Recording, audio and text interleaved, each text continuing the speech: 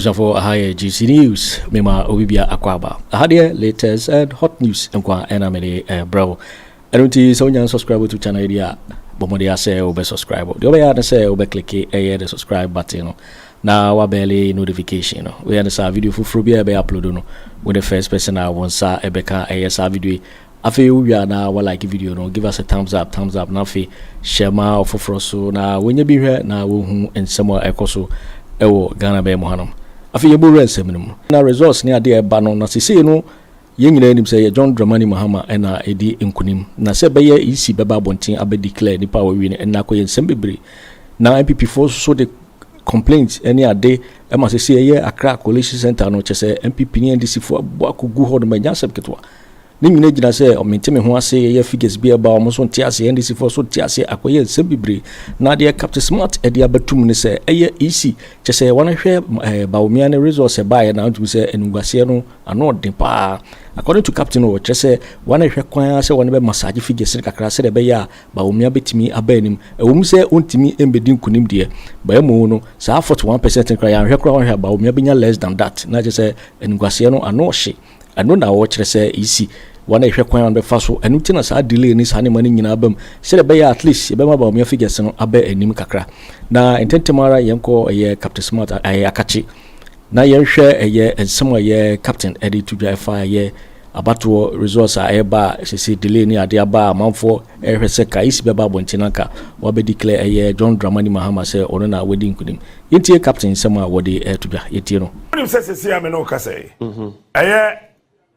MPP penny for ebi abwewura isi and ama NDC for no subi so womoso makwan. These are the videos you're watching over there and then panty na ama isi je you see me catch us enka you declare we are na baba betro the grand schemer na mami oto oye isi bossy Adrian na wo no ne boss na asare trim. Okay, but your sense to be also one na wo is. Oh. Greater Accra Collation Center no. Greater Collation Center. What there I say ebi no mo ko.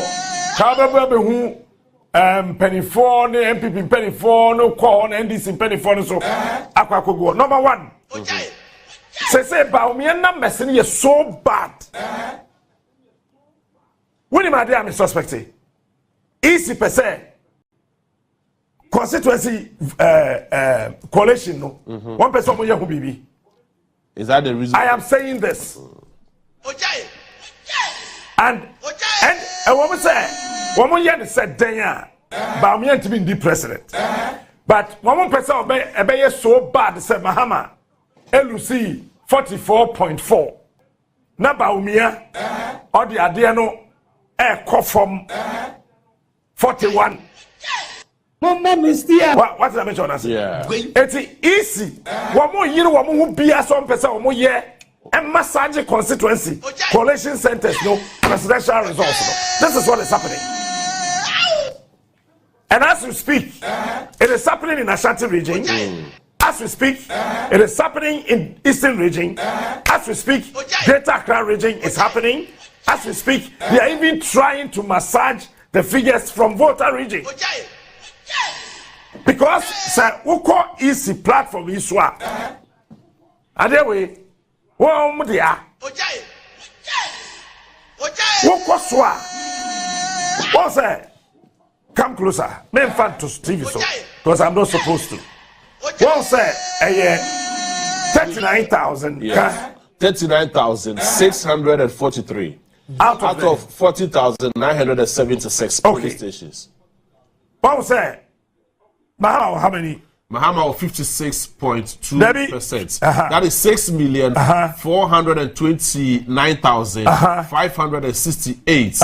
And no 56.42%. Then and Dr. Mahamadu Bawumia 4,758,929. Okay. Representing 41.76%. Fantastic. Anytime ya Bawumia benya percentage obenya abane kakra aka ho no na the percentage the wetchere no mumu kosoro because the wetchere no kosoro na be affect the way animu na bahama so the wetchere no eba from na eba to be affect the way animu no say what is happening in Ashanti region all the constituency coalition centers ni na no easy person massage figures no yes on massage o mahama be win there but the people stand say dentina easy person massage figures no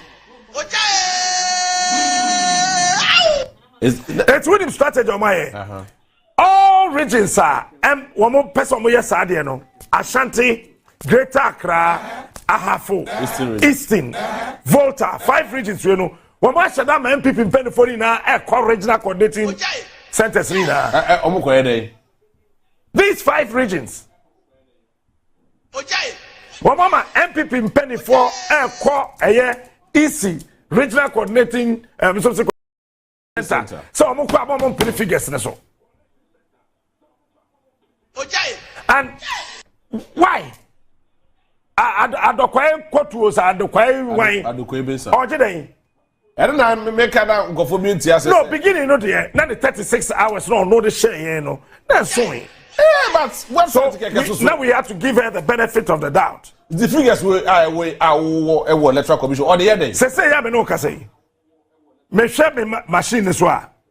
Aka just 1001 polling stations. That the whole Ghana is wonina. It's what na say calculation dem we say. Say so the 1000 na figures now, but it's almost to me update system no. So update here. Bawumia is going less than 40%, which would be a miserable defeat. Now, talk about Mahamadu 44%. They were. This is what is going to happen. Or GH Dampare, me can't even say. Or take what I say. So we more update it proper. Now, 1,347 polling stations, and 1,347. No, say 346. Aba 346. Abedru. It's a 1,001 polling stations. The whole country. Sa 300 na 346 na buy no. Who year in percentage terms sir? Mahamanya 82%. Eti Ebema Bawumia drop piece wham. No, but what is wrong with that? It is the will of the Ghanaian people. And even at the West, allow it to flow. At the worst case scenario, the guy has thrown in the towel. Simple, finito. Mahamadu 44% in 2016. It was the worst defeat ever in the history of our body politics. So why now? And you see, why now? It's the MPP executives Eastern Collation Center, Greater Accra. I mean, Hesuye. One can say no more refuge. Yamina ne Wamu call Volta. Wamu call Asante. And say, wamu call Ahafuna Muna. Abari no wamu san call Ahafu. 1, 2, 3, 4, 5. Just imagine. Now wamu sign. Who is still the part-time? Just because of your selfish interest. Wamu call Ahafu. Now they are saying, sir, they should go to Western region. And Kahon. It's the MPP penny for call Eastern Region, Collation Center, Greater Accra, Volta Region, Ashanti, Ahafo, and the Western. And it's in penny for the someone call. One massage you, Papa de Lusu. Mama Mistiano. Mama Bama Bronya Ba. Anuna Munukra, Montebe Catcher say. Akonyana Crafe in Pebble. Figures no cry favor. No, my point is that Mahamadu 44%. Ghanaians were happy. The electoral commission itself, no, this was the Niaji. It was the worst defeat ever. And what did you other than that, Bawumia less than 40% and 41%. Now 1% will be declared that results. I don't say. What level of hypocrisy is that? Nyatu way, as I say. Now come on, because of the person we to come on website to come to me a bit. What can you cook? Must say Papa we David or Fred easy for ma mo bribe no. Kojo Asmeni. Asamenyi o seden. The voice Me, I told him, I will say, Kojo minimum voice, wa. The voice. And an anuko yi ni kase. Esro de isi. Oh, Bossman Asare. Bossman Asare. Woman in the it's a Ghana for the bomb in Tetano. Na Bawumia win election. Me sre kwa. Abani ya 12 you. Ya Tony Tantra. Ghana about 29 ya Tony Tantra Hills ya 12 it's ready obi aye bia na entasen ni popo bribiri. Ana na ache nkrofo. Ombo bribiri. Se baby ade na du no. Enye se omo Ghana for. Nye se omo koye se abane mpaya na se Bawumia wini o. Omo se Bawumia figures no. Ni wudodo. Obisuma so mo family Israel people fa kodi Bawumia campaign. Hwe Debia America bo ajebe bie na no bia na MPP elusu 2300 votes. Sadisi bi na mo safa ne be ye ne se America aboa je. America aboa je. Sa aboa je no. Obie na no bia 2300 votes. Na ira. Adabia na pobe bie na no bia 10,000 votes. Na ira. Pium. Na no soko. Say we so massage figures say the be ya. NDC for the you just want to go out there and create unnecessary tension. But NDC for the Ashanti job so more court see I 100 years still now they want to go right now. Makachra was 1 p.m. also be press conference. Makachra was say Ashanti region eka ho they should go. Moko alone ke moko. And what they when did that way now question free SHS? Really? And I'm ready. Say ya me no ka say. Wa mo Collation centers ni na. Omonko. Woko wanko Bawumia lose. Nipa na throw in tahula we afraid am to na mo ye hwehwe ni mu na. Say ya ye ka say 276 constituencies. NDC were 185. Independent candidates miensa. Entire 188. Aka 88. Sa 88 na aka no. I am sitting here and telling you, GMPP for negotiation. So they will lose additional 3. And I have said it here, and I am repeating. Maybe your election confo. MPP to me for 90 seats in parliament da. MPP in 90 seats. I will also be the most miserable defeat ever. Me sha se kan ya che MPP to me 90 seats in our parliament. I do want negotiations, but unfortunately, 185 on the echo.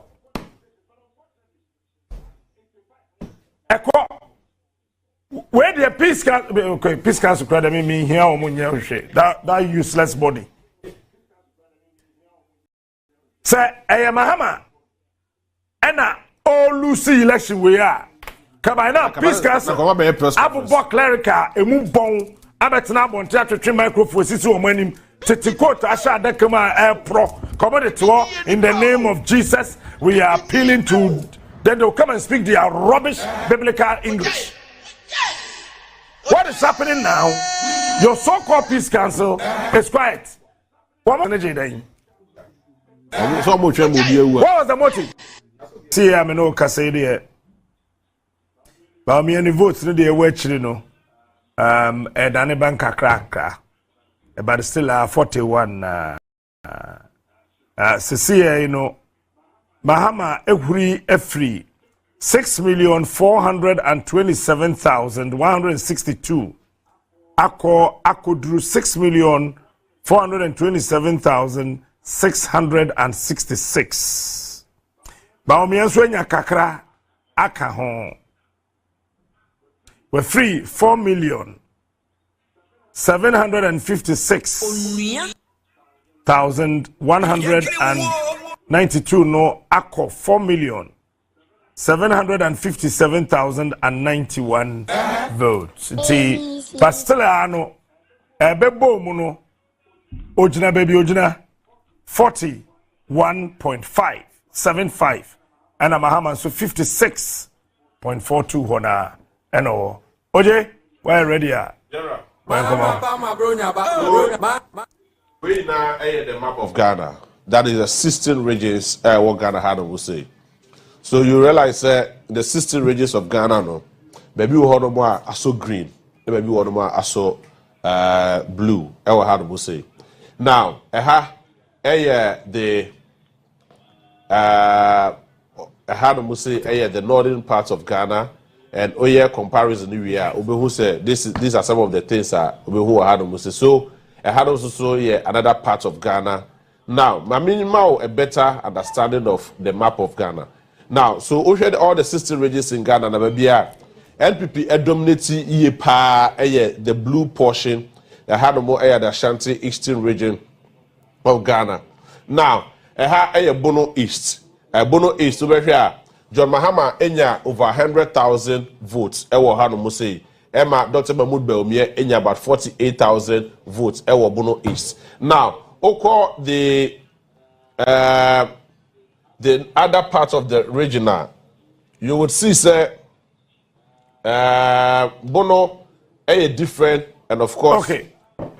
So what share said the course say na. Give it to say na Oshase Awokano. Yes. I think say Edru baby I say isi na nkasa tene ho ase na Obabonte bekasa. Yes. Number 1.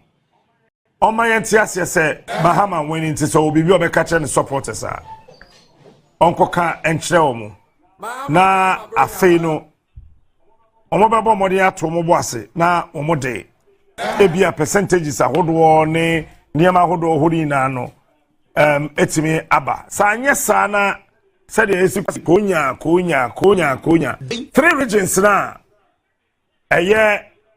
Bawumia win no metra ha ka kire o ontimi win region bi anka ho biom Mahama win 13 out of the 16 regions. But we need 13 out of the 16 regions. Now, 3 regions now, Mahama, Bawumia are winning no Kurano.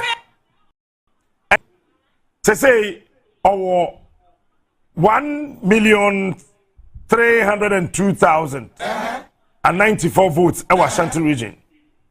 Say, John Mahama, I could do 798,923. And check. Na Mahama a room 800,000. Mama Bama Bronyaba, Mama Bama Bronyaba, hooray! Jebiyako. Now, I say the Western region. Resort at Ebano, Mahama LED, our Western region. Sasso and Oshe, say the Western North.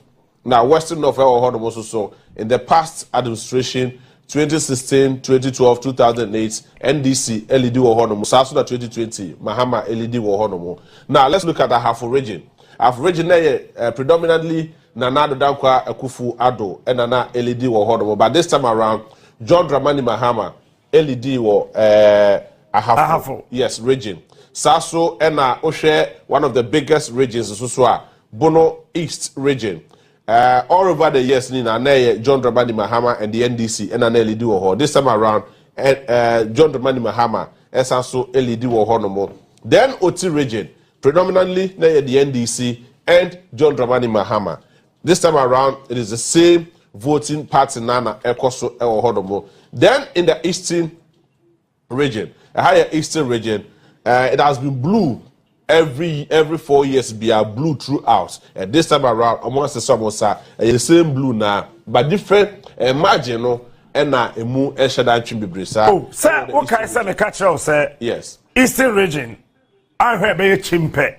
Yes, yes, and this is the Ashanti region. Ashanti region so are blue throughout. Now the NPP na another Akufo Addo and Dr. Mahamadu Bawumia. This time around, so Akwakoye almost chimpe ewo the Ashanti region, the biggest constituency in Ghana. Now, this is the Greater Accra region.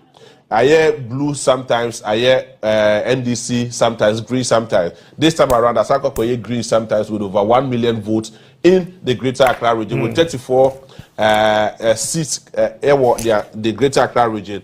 NPP lose most of the seats, my NDC a super more. Now another part of this country, the northern region. Now, so this is the northern region. The northern region, the upper east region. So it has been green throughout. Emma, this time, almost green nana, omokoswa FIA. Then the upper west region, and also green throughout. Almost the green, sir, Eddie Amawon. Now, one of the most prominent regions in Ghana. Sometimes I'm green, sometimes I'm blue. Now make green and not just make for the NDC, make blue and make for the New Patriotic Party.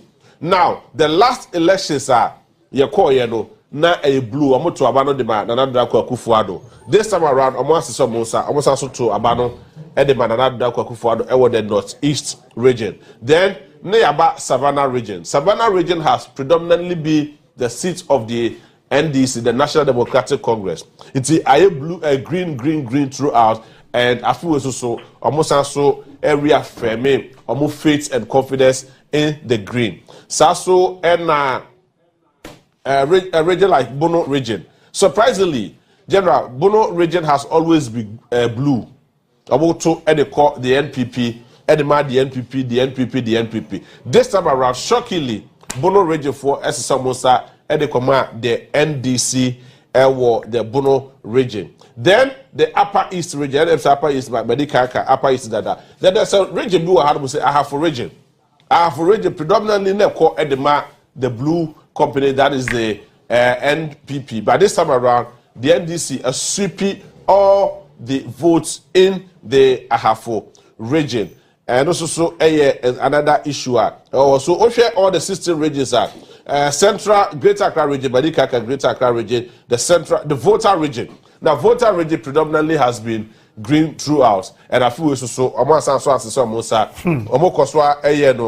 The green throughout. So the Green Army, Hurricane Mahama, is sweeping all the votes, most of the votes in the voter region, and of course, the last constituency,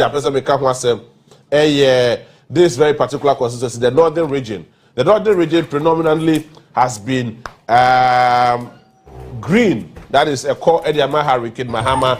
Hurricane Mahama has been sweeping.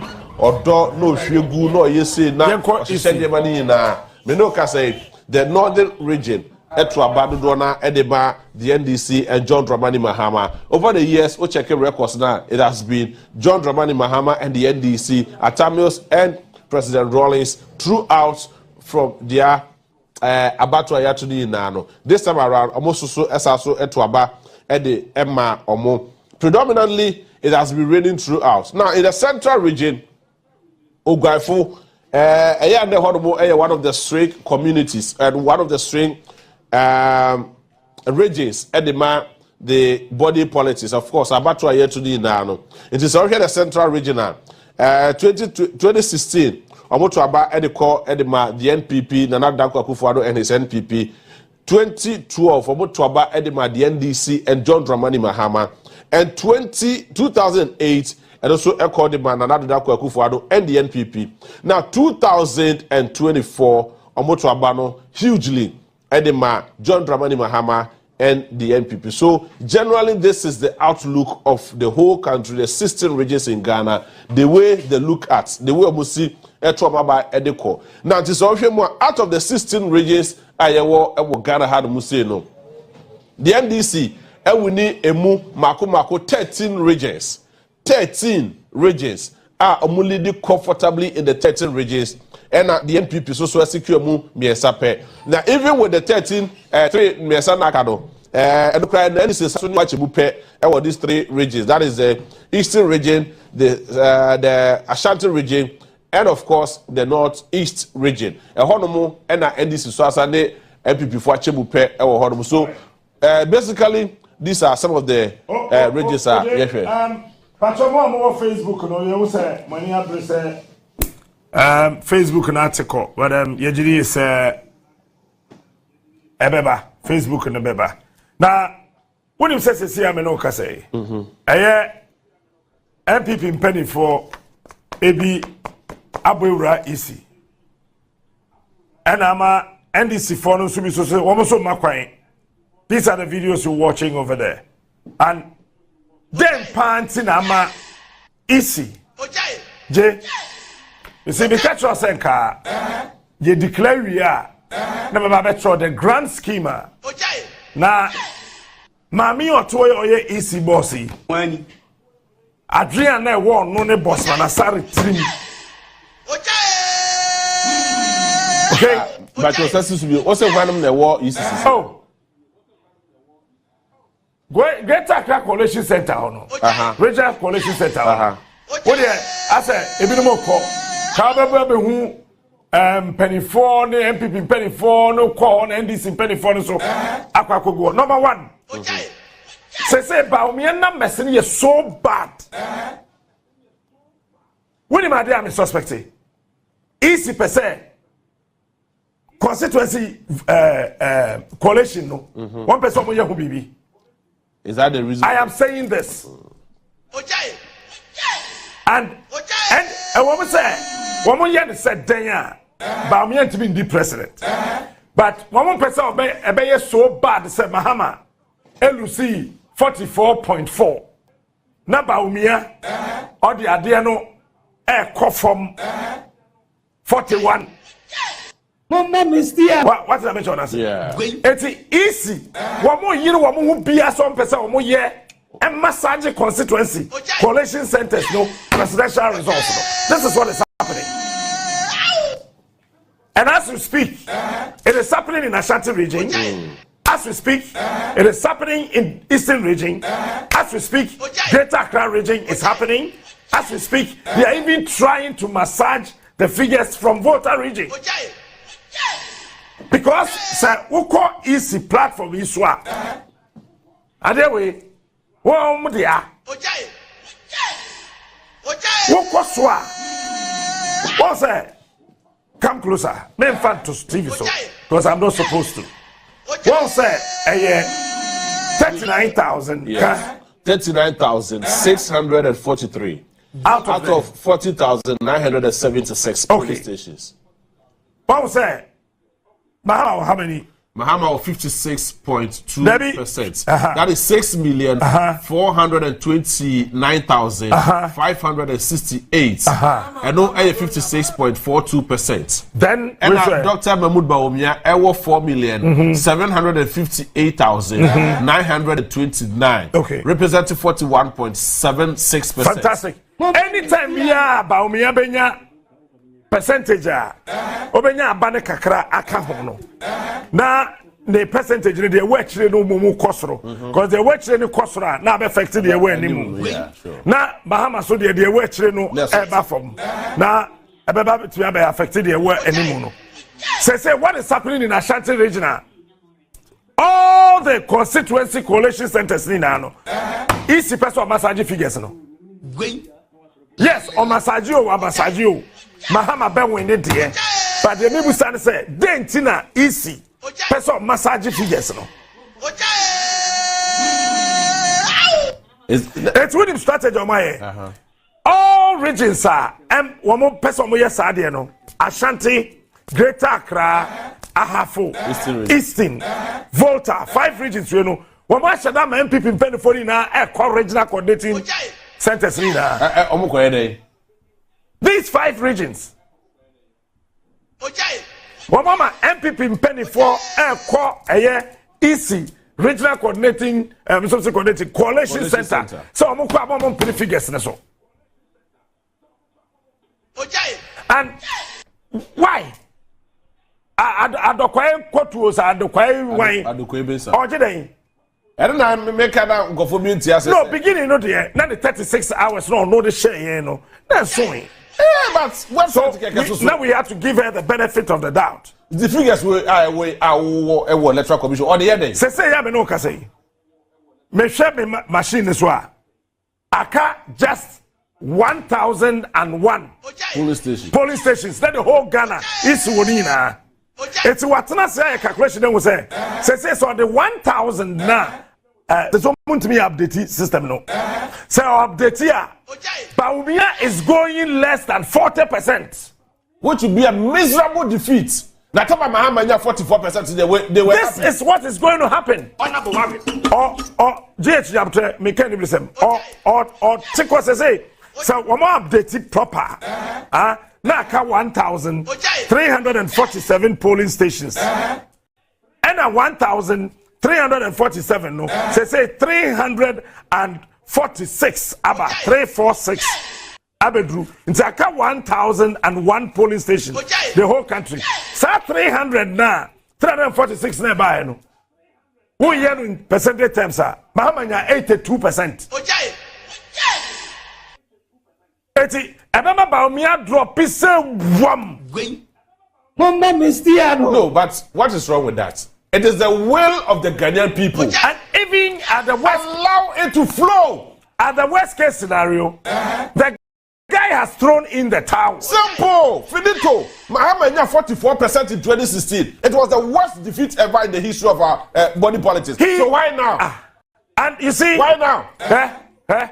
It's the MPP executives Echo Eastern Collation Center, Greater Accra. I mean, Hesuye. One can say,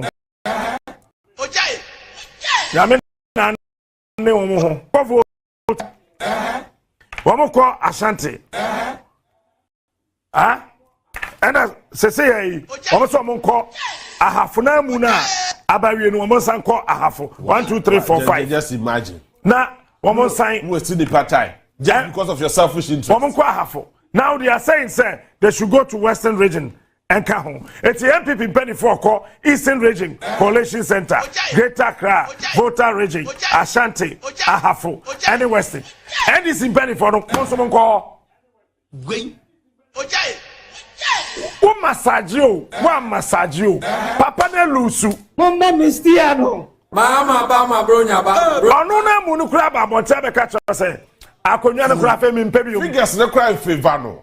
No, my point is that Mahamadu 44%. Ghanaians were happy. The Electoral Commission itself, no, this was the Niaji. It was the worst defeat ever. And other than that, Bawumia less than 40% and 41%. Now, 1% will be declared that results. And what you say? What level of hypocrisy is that?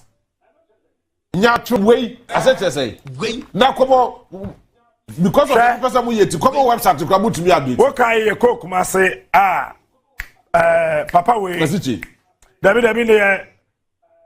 or Fred easy for ma mo bribe no. Kojo asmeni. Asameni o seden. The voice me I told him say Kojo minimum voice wa the voice and na no koyi ni kase Esro de easy.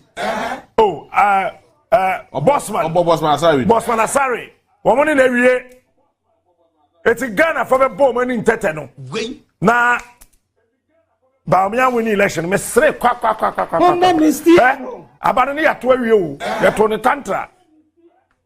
Ghana abatoni nani atone tantra hills ya atwe.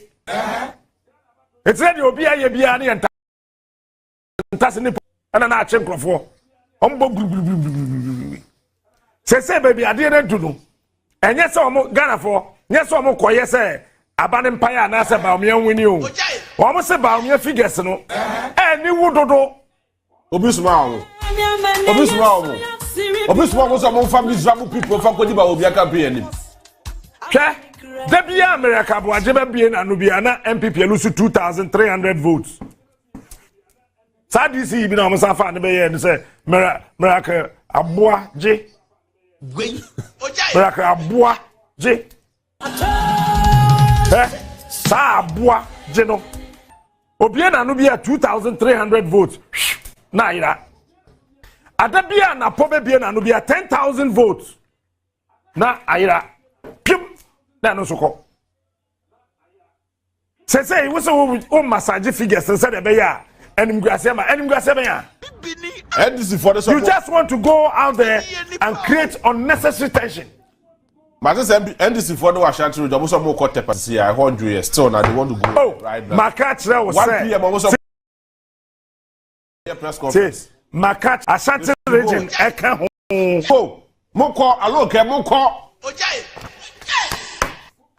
Abbas no this at 1 o'clock, 1 p.m. Omo ye press. Yankwa Homeland Sona Fe, Yankwa Greater Accra Collation Center. Safwa, Safwa Hotemenka, Mahai. Hello, Safwa.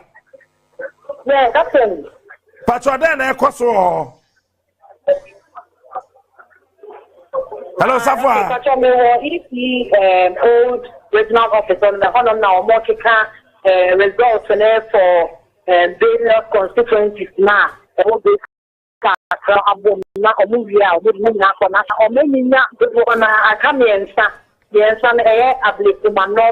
Aka Okaito Central and Adome Kwabena. Three constituencies do not cast on mobile of presidential and parliamentary results and all. The Metro Media for national. Now, so for Okaito Central, you know, they say I'm a man and create or Metro Media presidential together. His Excellency John Dramani Mahama and ALD. Unfortunately, not for maybe numbers not so and come boy, but Osana or more culture issue officials when they need much change for more. There were NDC parliamentary candidate for the Okaito Central, and so it will see her on the issue officials, party agents, Atna say or more share, or almost the NDC and CRCS and Tawanda, or my issue officials, not exchange, think she's not a PA, and my Omuna at the one. Moving to the whole as the maybe enter linking the Baba NDC parliamentary candidates for Okaito Central and Ibu are more capacity sense for police and so are more said there were party papers and so on one thing now more prepare or more what there now so it's answer police the one that now make me absolutely everything together in your mama one. Now, for me to go to Thai and to one of the for me to go to the person but the little hour motion. But the time is here, the airport is not one of them coming to start exactly what is happening. Hello. All right, Eti, said BB. Why is it mean to me? But after everything, no matter there is a kind of in there for all right. What is going on? All right, then, may I say, Eti Safwa. They mentioned for which of them?